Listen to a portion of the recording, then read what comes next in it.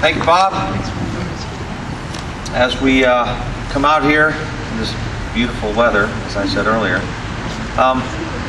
we also have, he mentioned Mr. Tebow. You might notice I'm a football fan, but there are lots of survivors from this attempted murder that takes place in wombs, and we are blessed to have among us today a survivor. She lives in Seymour, and I've got about a half dozen titles to her speech, but I'm going to go with this one. Snatched from the death for time such as this, I'd like to introduce to you Miss Carrie Fischer.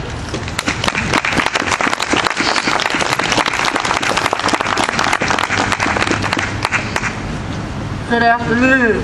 I'm honored to be here and stand for the sanctity of life and fight for the right for the unborn. Psalm 139 they were reading. Psalm 139 is my ministry verse. Psalm 139:14, which said, I will praise you, for I am fearfully and wonderfully made. In January 1973, Roe versus Wade became legal and abortion became legalized. But before Roe v. Wade became legalized, abortion was still around. I am the face of abortion, and I am the voice for the unborn. I will dedicate my life to fight for the unborn and to be their voice because they have no voice. 50-something million babies have been aborted in this nation. I was almost one of them. My mother, 42 years ago, was single and alone with already two of my other siblings when she started dating a guy and got pregnant with me. Lonely and not knowing what to do, when she told my birth father that she was pregnant, he wanted nothing to do with it and he walked out. He walked away. That left her feeling hopeless and alone and feeling that abortion would be her only choice. So she went to an abortion clinic, actually had the procedure done, but later would find out she was still pregnant with me. But I remember as a little girl, and I'm little, and having dreams of a baby in the womb, and in this dream the baby is fighting for her life. She's trying to get away, like she's trying to live, and I could hear the screams of this little baby girl. And little did I know that that baby was me, that I was dreaming about. And I was told later by a family member that, I was a little girl too, I was told by a family member that my mother had tried to kill me, that she didn't want me. Okay, I'm having these dreams of this baby in the womb, and then you're telling me that my mother tried to kill me, that she didn't want me. You know, this devastated me, you know, but it would be years before I would confront my mother on this, and after, okay. Finally one day I sat her down. What's going on? I'm having these dreams, and then somebody's telling me that you tried to kill me. It was at that point that my mother broke down and started crying and said, yes, I had an abortion and you were it. I tried to kill you. I didn't feel like that I had any other choice. But she said, I thank God above, and I thank God for his intervention, that abortion failed, and that you are here with me today. I was raised by the very woman that tried to abort me. And for that, she is forever eternally grateful, and I am too.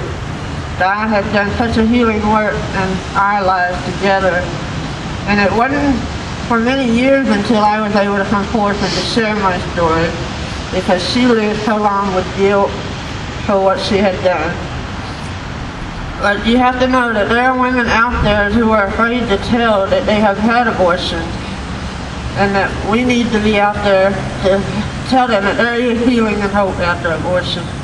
And that's part of what my ministry is all about. I want to be there for these women and those affected by abortion. Now, the effective abortion paralyzed me on the side of my face, and that's why I look like I do today.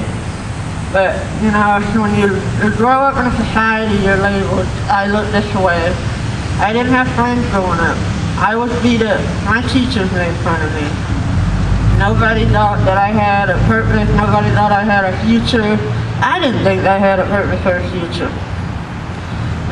Life was useless, but I was like, okay, Dad. I was in my early 30s. I was so angry at Dad and so hurting because I'd known rejection all my life. And I said, okay, Dad, I can't stand it. You should have just let me die in that abortion. So I attempted suicide. I downed the whole bottle of pills and drank the whole bottle of wine. And that's at night, so I prepared to go to bed, not wanting to wake up the next morning. Okay, Dad, just leave me alone, let me die. I woke up the next morning like nothing had ever happened. And then I knew that I knew God had a reason, and He wanted me here for a reason.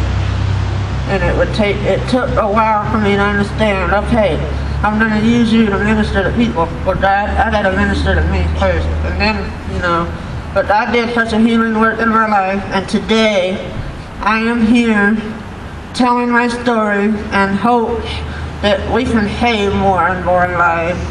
And that we can see the end of abortion in America today. Roe versus Wade has got to be overturned. And there has to be an end to abortion because abortion is the taking of life.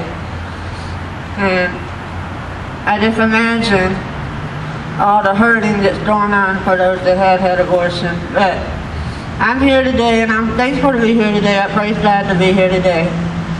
I told you they told me that I would not have much of a future. I wouldn't have a hope. You're not going to have a job. You're not going to have a normal life. And who in God's green earth would ever think that I would get married?